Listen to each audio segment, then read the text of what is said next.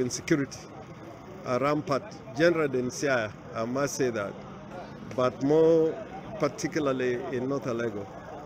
And we had the tragedy of 3 individuals, young men, being killed by thugs, and thugs who are known to be operators within the ward, who are involved in criminal conduct, raiding homes, beating up people, and now it has amounted to causing death to individuals, young Kenyans. And despite complaints which have been made, and the police coming here, the police commander and the county commissioner, there has been no improvement in security. There are petty cases of crime, and whenever they occur, the police come speedily and rapidly in expectation of something in return.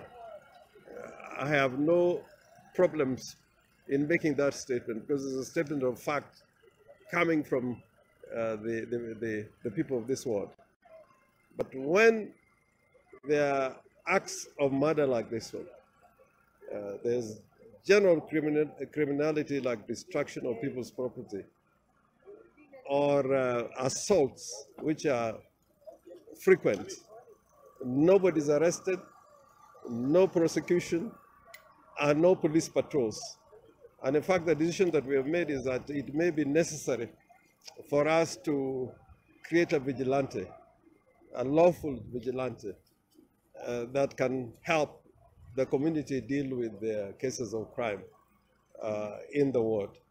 And we have agreed with the local MP, Honorable Atandi, that we are going to take steps in order to have a group to help us secure the lives and property of the people in this ward.